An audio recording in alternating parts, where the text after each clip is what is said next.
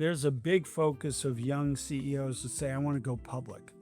And I always Hmm. joke about the best day of going public is the day you go public. And after that, it's all downhill. Because then you get all these people who think they know how to run your business better than you do. Yeah. And they want to do it all in a quarter. CEOs spend their days building their businesses, and strategic questions often get pushed to the nights and weekends when they finally have time and space to think about the bigger picture. I call that CEO pajama time. I'm Sari Kaganoff, the CEO of AITSA, where I work alongside health tech leaders at exactly those moments. Come behind the scenes with me to learn from successful CEOs about the critical decisions and inflection points that shape their companies. Hi, everyone. Welcome to the CEO Pajama Time podcast. Today, I'm excited to host Glen Tullman, the CEO and founder of Transparent. With you, it's kind of an interesting one because you have multiple stories to choose from, but we'll start with the most recent, which is Transparent, or at least in some forms of it. So tell us, what are you building at Transparent today and what makes it different from what you've built before? Sure. Well, that's a big question, but I'll go ahead and get started on that. So, Transcarent is about putting all of your healthcare in one place because so many of us have found that healthcare today is more complex, more confusing, and more costly than ever before. And most people would say it's getting worse, not better. So, Hmm. from that perspective, we said, what if you could put all your healthcare in one place right here, your phone? And what if we could make it easier for people to access high quality, affordable health and care? And we call it health and care rather than healthcare because, as you know, today we have a sick care system, not really a Yeah. healthcare system.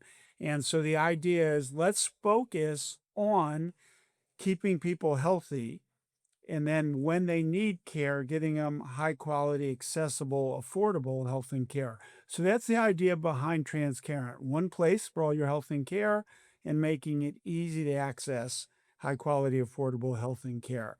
So we've been doing that. It's about 4 years now and really focused on building the fundamentals. In the fundamentals of doing that, we got a little bit of an assist from something called AI. And that Yeah. allowed us to use all of the capabilities of large language models. And that and $100 million allowed us to build a platform called Wayfinding that allowed you to literally look at your phone, ask it any question that you had about benefits navigation, what's covered, what's my copay, things like that. Clinical guidance. I hurt my knee, I hurt my shoulder, I hurt my hip. What should Yeah. I do? Or care delivery. Can I talk to a doctor in 60 seconds? Can I schedule an appointment? Can you, agentive AI, schedule an appointment for me? So that's what we've been focusing on with Hmm. Transcarent. And today we do it for about 1,700 customers. The company is a few $100 million. We're still privately traded, but it's a healthy size company. And we treat or we provide access to about 20 million people when you take into account all the employers and the various health Yeah. plans that we work with and providers we work with. So that's a big mouthful, but it's a big question because it's Yeah. what I've spent my life and thousands of other of our employees have spent their life doing for the last few years. Yeah, it sounds like you've gotten to a great place. So I'm curious to know, you mentioned with some AI assist, when you started Transparent 4 years ago, was that the original plan? Like you had the thesis around AI? Because that was a little bit before AI sort of sprung onto the more popular market. Or was that like almost like a lucky accident, or was it somewhere in between? Well, maybe somewhere in between. It's a great, great question, by the way, because when you think back, if I step back before Transparent, at Livongo, which was focused on making life easier for people with chronic conditions, beginning with diabetes, we did something that today we would call it AI.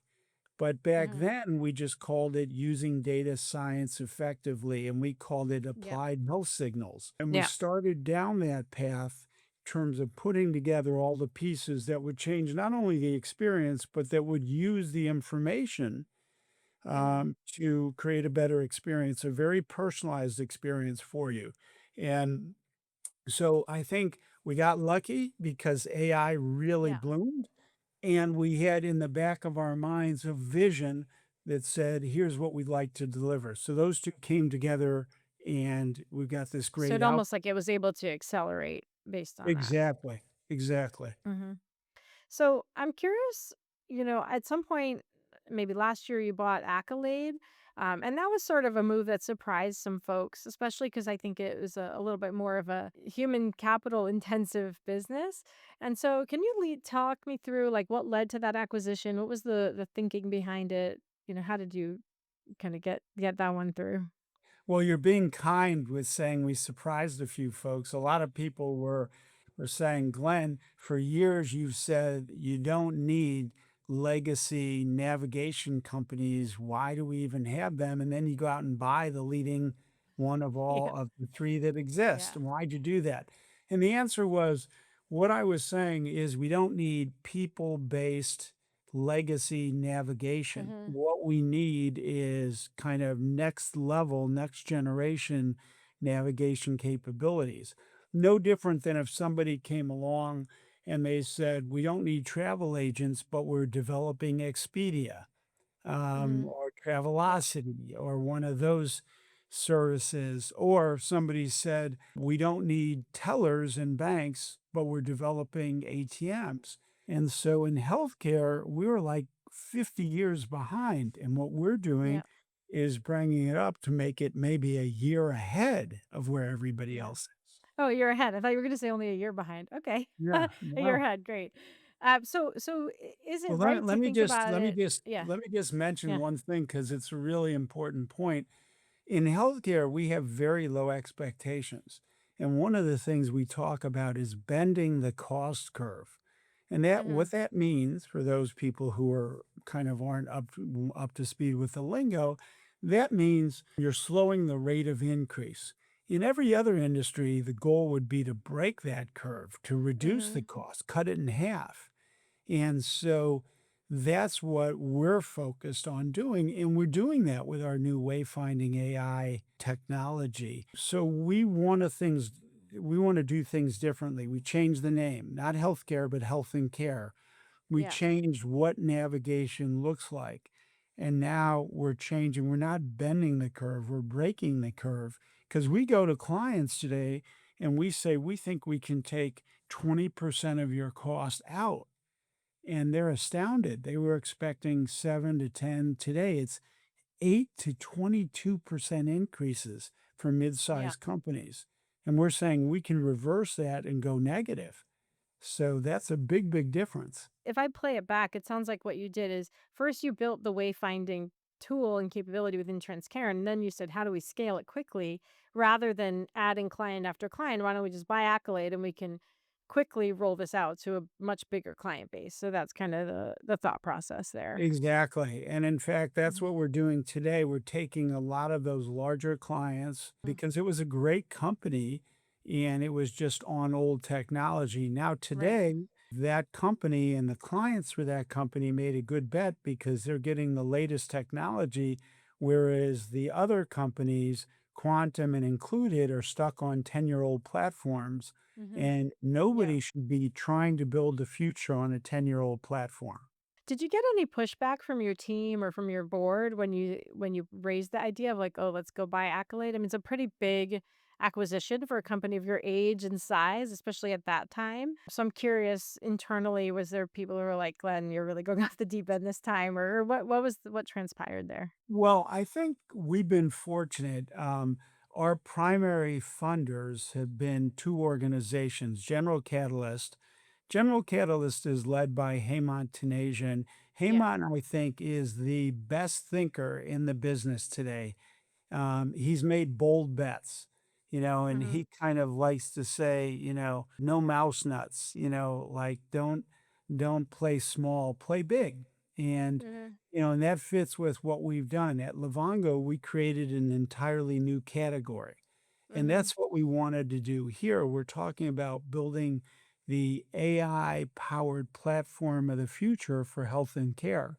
It's not a small undertaking. And the reality is, I'm not here to do my first IPO. I've been lucky to do a few. I'm not Mhm. here to build just another company. I'm here to make a difference. And Yeah. we wanted to shoot big. Yeah. Well, it's exciting. So see how it plays out. So, Glenn, I'd love to dig in. As you've mentioned, not only have you done multiple companies before, but you're actually doing multiple things now, right? You're on at least two venture funds, a partner on two venture funds, at least that I am aware of. I believe you also launched a interesting entertainment venue in Chicago, which I'm very curious to check out. And you're running a company. I'm curious to understand, like, if you could share more for us about, like, what's your operating model, like, day to day? How do you split your time? What do you do when you first wake up? Like, what are the things that you're like, these are my non-negotiables? I would love to hear more about that. Well, I always say to people, and some people get a little bit excited about this, not always in a positive way, and that is, I don't believe in work-life balance. So Uh-huh. let me say it again. I don't believe in work-life balance. And everybody, that's like a sacred principle for a lot of people. Work-life balance. I think it's an old concept because that concept came out of times when work was something you dreaded and life Uh-huh. was something you could celebrate. And so you worked all day just so you could go home and do what you wanted to do. And today we're in a very different world. And I believe that work should be something that you're excited about. And Yeah. home should be something you're excited about, life. So this idea of separating work and life and it's black and white doesn't really make Mm-hmm. sense anymore. And of course, all of our mobile devices have made it even easier. And then COVID came along and had most of us working from home. Well, Yeah. wait a minute. How do we square all of that? Um, so I talk about work-life prioritization, and that is how do you Mm. set your priorities right? So for me, first and foremost is family. And that's what's important, my family, my closest friends, and making sure that they're happy and healthy and well taken care of and that I get time with them. And then after that, I do the things that I love to do. And that's build companies, that's build relationships with people, that's make a difference with my time. Really Mm-hmm. important. We're only given a limited amount of time here. Yeah. And so you want to put all that energy into something that makes a difference. And last but not least, to do that, why not have fun doing it? Do something Mm-hmm. important and have fun doing it. So some people would look and say, Glenn works all the time. And I say, I don't work at all. I just have fun. I love what I do. I love the Yeah. people I work with. Now, that doesn't mean there's not hard days and hard decisions and long days, but when you're doing something that makes a difference, it's Yeah. easy. And so I think that's what it's about. It's about prioritization. So for me, Mm-hmm. first and foremost, focusing on family and friends and making sure everyone is well taken care of. And then I delve into, what some people would call the work realm, and that is transparent, where I spend the bulk of my time trying to fix, trying to improve our broken healthcare system. Second, making investments in small digital health companies is both exciting Mm. for me to see young entrepreneurs and to help them along. They're companies that have passionate CEOs who want to Yeah. make a difference. So that's important to me. And then my enjoyment, I'm not a good golfer. I'm probably not allowed on most golf courses. So some people go out and play golf, and I build other businesses that are enjoyable and fun. I've been a very, very amateur magician since I was 8 years old. I love magic. I love the awe and the wonder it brings out with people, and I love how it brings people together.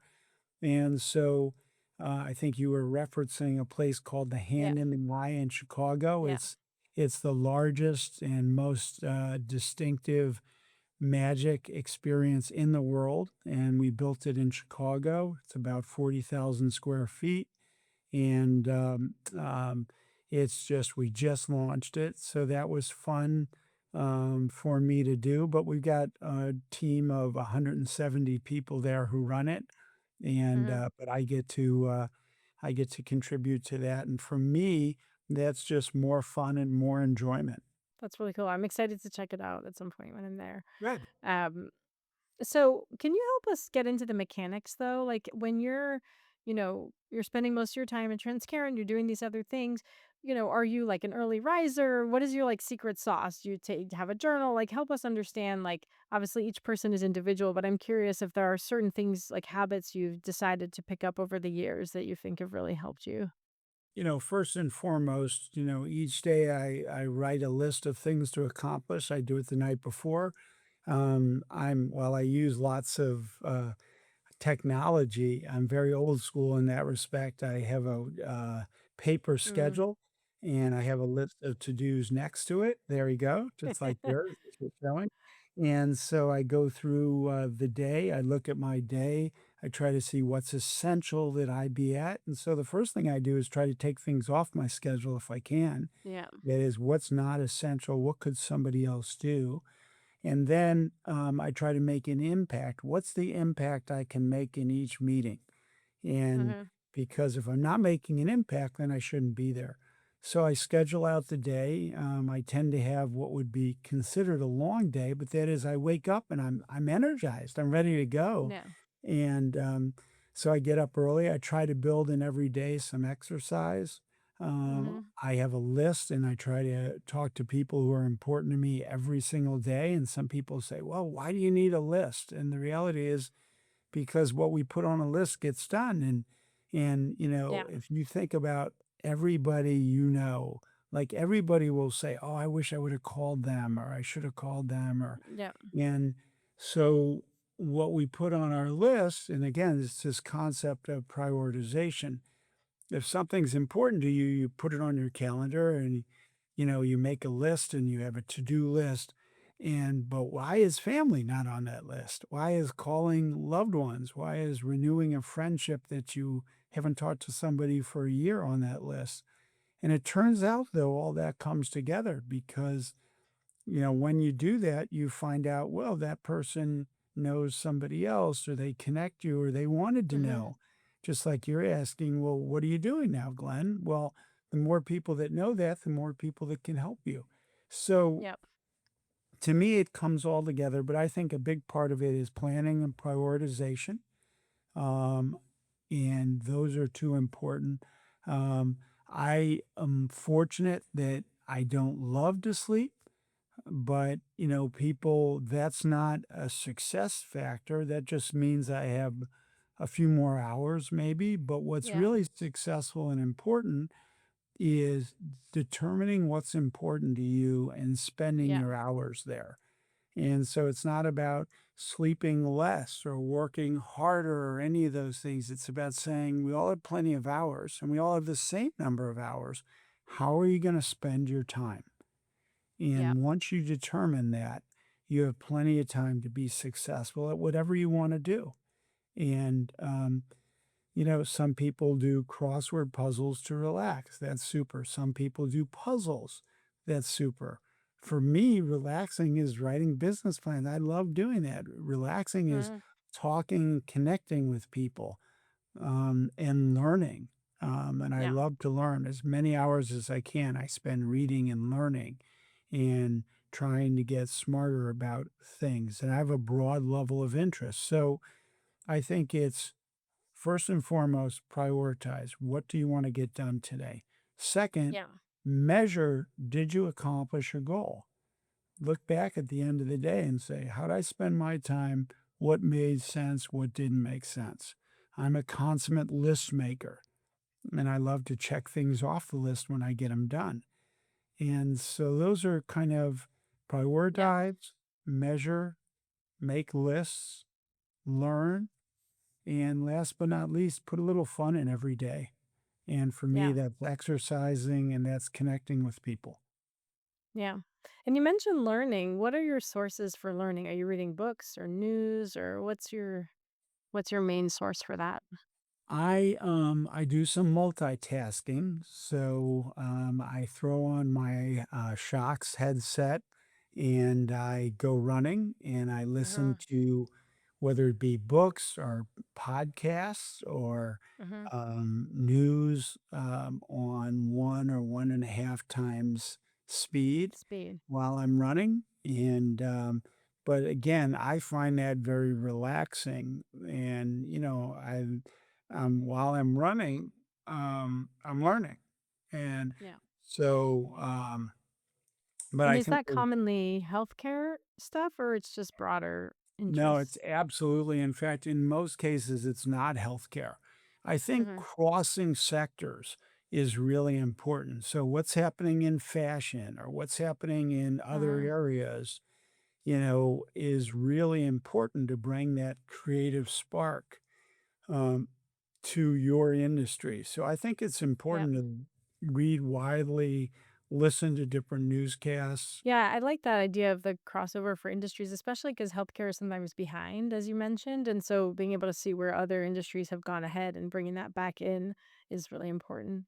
I'm curious if you would take me through how do you think of structuring the teams that you have, especially at Transparent, to enable you to really bring that impact to the highest impact? So it sounds like you must have set up a good team who can execute the day to day very well, obviously, I'm sure. But I'd love to hear how you think about team construct and who to put in place at different places to enable each person to do their best. Well, I think what you're always trying to do is where you ended, enable each person to do their best. So you want to set specific priorities. Again, one of the challenges is, and this is increasingly true in every industry and every business, and that is that there is no more 5-year plan. Maybe there's no Uh-huh. more 3-year plan.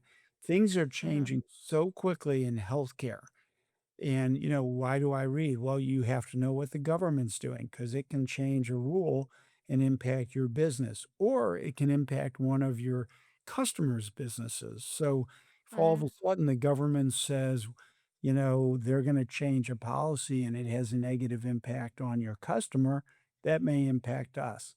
So Yep.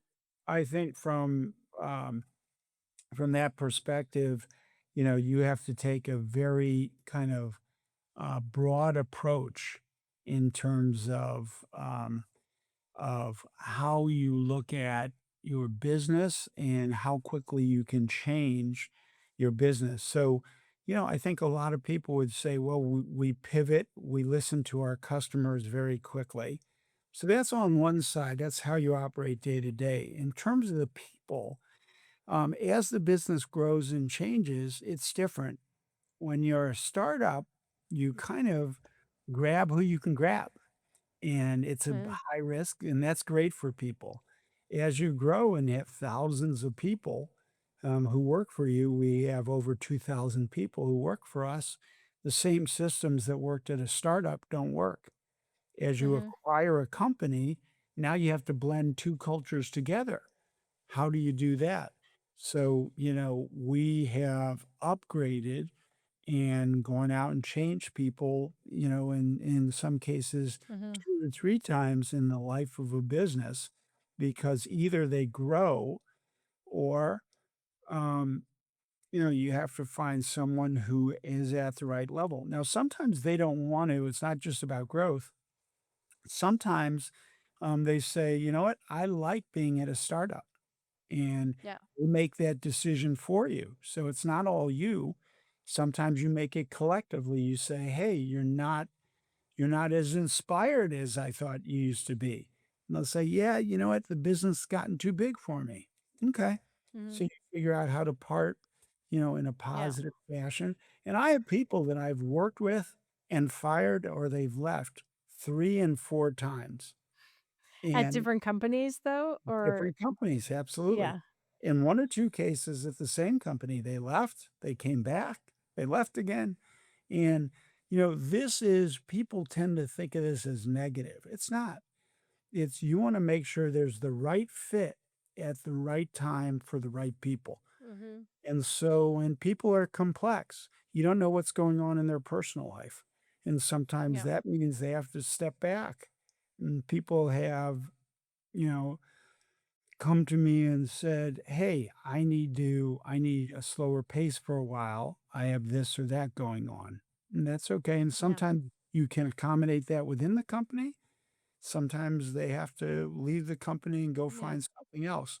But what we're doing, we're moving very quickly to change an industry. And Hmm. That's not for the faint of heart. Yep. And whether it's in sales, whether it's in support, whether it's in development. Now, our development team, our engineering team tends to love it. They're using the latest technologies. They're doing super important work, and they get to see the benefits of all the hard work they do in Hmm. terms of our products and industry leading products. But, it's a lot. There's no question about it. Yeah. And yet, at the companies I've been lucky enough to run, we produced, and it's another thing we track. I talked to you about the importance of measurement, 38 different CEOs who've worked for me before. And so in this environment, they are tested, they get a lot of feedback, but they learn a lot and they learn very quickly. That's really cool. So I'm curious then, Glenn, if people kind of flex in and out, it sounds like you've managed to be the CEO of tiny startups and also big companies. Is there something that you do differently? Like, how do you manage that? When you started Transcarent, it was a baby again, and you've been through that cycle a few times. So how do you think about your role differently at the different phases, or why you're able to fit in at the different phases? Well, I think, again, great question. I think it's a function of you have to understand what each phase takes and be Mhm. willing to return to that phase. So, I always joke about it. You start when you're a startup, you're at Motel 6 and then you upgrade to a Holiday Inn, then you upgrade to a Marriott, then you go to a Four Seasons. But there was a time when we were starting Transparent and we had finished at Livongo and we finished with a big transaction. And literally, our investment bankers put us up at the Four Seasons and, we were doing this great transaction. And then all of a sudden, literally, you're unemployed. The new company is going forward. You've merged the company and my assistant said, I said, I'm headed out to Silicon Valley. And she said, Are you staying in the Four Seasons? And I said, No, we're a startup again. I'm right back at that old Radisson. And Mhm. the Radisson, when I walked in, I kind of opened the door and I was like, Whoa. And it had a certain smell. And I was like, I don't know, am I ready for this? We're doing this again. But you can't, it's very hard. And that's why so many successful CEOs aren't successful the second time. You can't restart off where you ended. And you'll see a lot of startups and they go out and they get the best office space and they get this and they get that. And it's like, that's not really a startup. A startup, you got to scramble. You gotta, Yep. you gotta fight for a desk and you have to, and so when I see young startups and I go into them and they have everything and it's all and they have all food delivered every day and they have every benefit. And I was like, well, that's not what startups do. They're scrappy and they have agencies and they have this and that. No, you do that stuff yourself, especially today with AI. So Yeah. I think the biggest advice from that standpoint is, when you're doing this again, you have to have the humility to say, "Hey, look, we'll stuff those packages. We'll build Yep. those tables together." And everybody, and that value of having um, everybody building a table together, everybody stuffing packages together, no matter what role you are, that creates this camaraderie, this unity Mhm. that it's really hard to get. And it's the biggest challenge with big companies losing that because they don't feel like they're a part of it. You start to get level after level. And we try to break that and say, I'll pick up the phone, call anybody at any time. And Yeah. most companies, and they call me. I get emails from all different levels of employees. And, they might have a complaint, they might have a suggestion, and, they aren't scared. They aren't worried, "Oh, I have to go through all these levels." No, they just pick up the, phone and more Mhm. likely email me or text me. So maybe if we look back over the journey there at Transcarent or Livongo, can you tell us a time where you feel like you made a mistake or took a wrong turn and then maybe had to course correct. I'm curious, obviously there've been a lot of successes, but maybe taking us into a particular instance where it was really difficult or there was a difficult situation that you had to navigate. Well, I think, it's funny because usually people ask that question. I like the way you worded it because usually people say, "Tell me about a failure." And I always Mhm. say, "Oh, I haven't had any failures." And they kinda, like, either think, "Well, he must be arrogant or he doesn't know what he's doing." And the reality is, it's only a failure if you don't learn from it. Because otherwise, if you learn from it, that's why we call it learning. Like, if you say, "How many times did a 2-year-old fall down learning to walk?" Well, we don't say, "Boy, he seems to be failing," or "She seems to be failing a lot." Like, there we Yeah. say, "No, that's called learning." They're Yeah. trying things, and they keep trying, and they're persistent, and eventually they learn it. That's the same way we have to be. So what we try to do is try more things. That actually creates Mhm. more mistakes or failures, but in Yeah. each one we're learning. So a very good friend of mine, he's the probably the most I think he is the largest patent holder alive in the US, named Dean Wow. Kamen. And, Dean likes to say people used to say to him, 2 steps forward and 1 step back. And they used to when you hear that, you think, "Oh, they're being negative." And he'd say, "2 steps forward and 1 step back still means 1 step forward with 3 times the experience." So, I got 2 steps Yeah. forward, they didn't work, 1 step back, I'm still ahead of you because you were watching. Yeah. And so we have had a lot of situations in business where things we did didn't work, and the question is how quickly can you correct and pivot? And along the way, you have to make sure people aren't too vested. They don't say that was my idea. And you don't Yeah. attack people, you attack the ideas. This is either working or it's not working. It's not about your idea is working. It's this is working or not working. And just acknowledging that some of the things that happen aren't going to be successful. So create an environment where people can fail, but where they talk about it. Yeah. Because there's an old adage that says, correct in private, praise in public. And Mm. we do the opposite. So when you say if a salesperson closes a big deal and I say I say to the whole company, "She's great, she closed this big deal." Everybody else says, "Well, wait, we built the product, we service the product, we helped create the Mhm. reputation. What about us? Why does she get all the credit?" Yeah. So I'd rather she's gonna get rewarded through, her commission or what have you. I'd rather say this team won this deal. But Yeah. when somebody makes a mistake, I want everybody to learn from it. So I might say, "Well, sorry you did this, and it turned out," and now you don't feel great because 'cause you're like, "Why is he Yeah. using me as an example?" But the reality is, because everybody says, "Okay, well, we shouldn't make that mistake again," Yeah. and next day it's something else. So, I think you have to keep learning from those mistakes, and we've done a lot of them just in terms of mistakes we made, projects we started, software we bought that didn't work. We bought software, we automated a process when in fact the problem was the process, and now we just made it faster and it made it worse. Yeah. So, I mean, literally, great companies, I think they make more mistakes because they try more new things. They just Mhm. correct them faster. Yeah.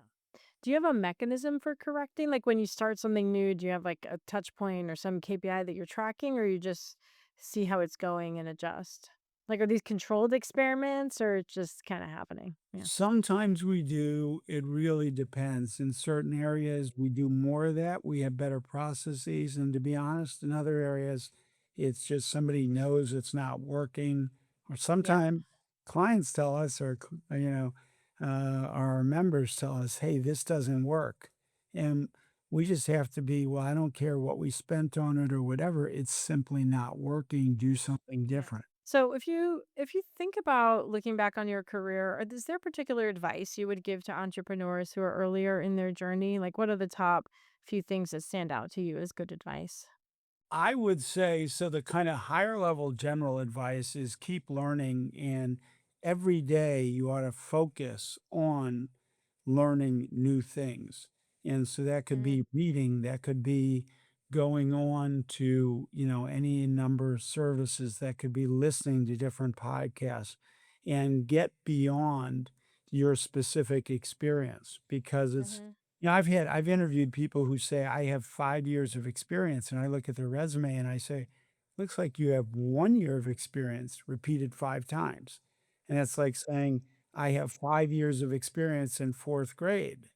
And you're like, Mhm. You're only supposed to have 1 year of experience in 4th grade." Like, you Yeah. don't get so I think more important than ever is to get a broad experience because, if we hire you to do one job, that job might not be needed 6 months from now, but we might love you as a person. How good are you at flexing?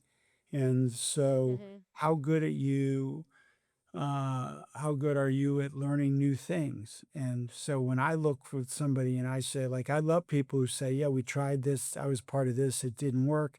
Then I went over to Mhm. this area, or I've worked in three different, completely different areas. I was like, wow, that's a lot of great experience we can benefit Yeah. from.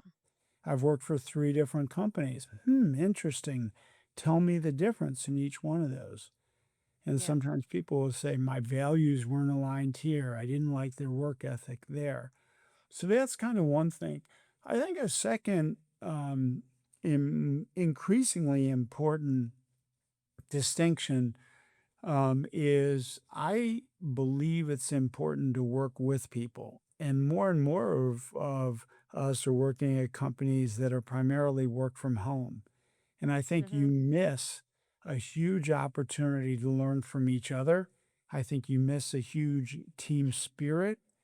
Mhm. And so I think as younger people, I'd look for that. Now, we aren't, unfortunately, we don't have like we did at Livongo, we had big offices and they were terrific and enormous. You felt the energy when you walked in.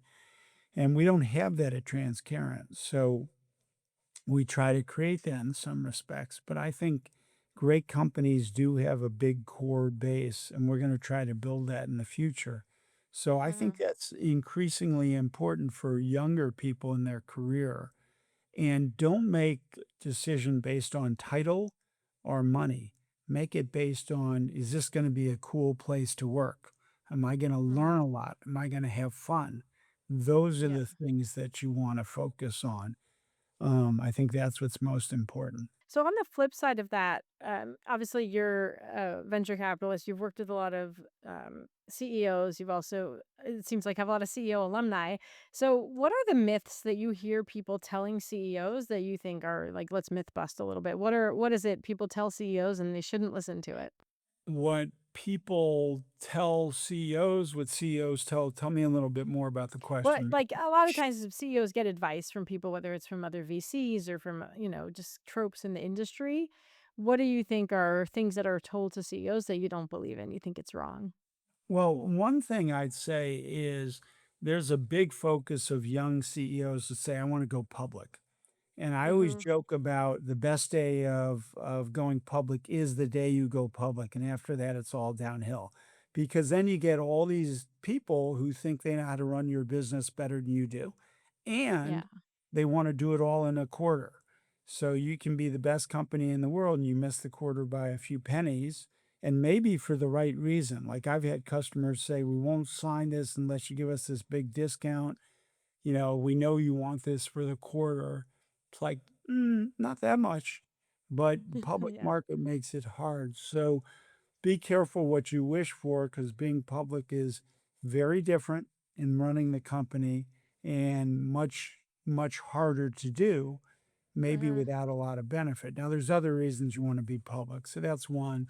I think, it always begins with people and you can correct for a bad idea, you can change it if you have good people, but you can't correct You can have a great idea if you don't have the right people, it won't work. And so Right. that's one that I think is important. And then I think this idea of, there's shortcuts. It's really important. People come in, and I always joke that I always ask people that come into our venture fund, what's your exit strategy? And if they have one, I generally don't like to invest in them. Oh, And it's interesting. very Okay. counterintuitive, but the issue is I want people, and I always use him as an example, Stephen Smith, who runs No CD, which is a great company, great young company, focused on people with OCD. And Stephen, like, in the early days, if I said, "What's your exit strategy?" He says, I'll exit when everybody who has OCD, you know, feels Is feels taken care better of. Yeah. about their life and about their condition. And it would be like if somebody said, "What's your exit strategy for me with diabetes?" It's when we have a cure, because I'm focused Hmm. very much on finding a cure for diabetes and keeping people healthy until we do. And I spend a lot of time on that. I don't get paid. In fact, I give a lot of money to it. So it's counterintuitive. Wait, you're spending all these hours and you care deeply. So I want people who aren't looking for an exit strategy. I want people who are looking to solve the problem. And frankly, they don't care how long it takes. They're committed to it. And Yeah. so it's not about how quickly can you exit. And I feel like that's almost a distraction. Hmm. People don't The most committed people don't work because they get paid a lot of money. They work because they believe in a cause, whether it's political, whether it's finding a cure, whether it's religion. I mean, think about it. Soldiers and, and religious people, whether it's, priests or, reverends or rabbis or whoever, they don't do that because they're getting paid oodles of money. They do that because Hmm. they believe, and the best entrepreneurs do it because they believe. They don't really care about the money. So, Yeah. I think the myth is, "Well, we're gonna take this company public in 2 years," and I'd stay away from that. You don't know when you're gonna take a company public. You can be ready to go public, but Hmm. only the market determines when you should take the company public. And to your prior point, maybe you shouldn't want that anyway. So, Exactly, exactly. Build a great um, company, you've got lots of options.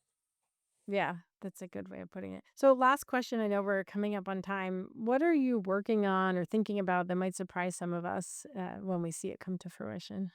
Well, I'm learning about AI, so as much as we think we know, I'm taking, courses and learning about how we get better at that.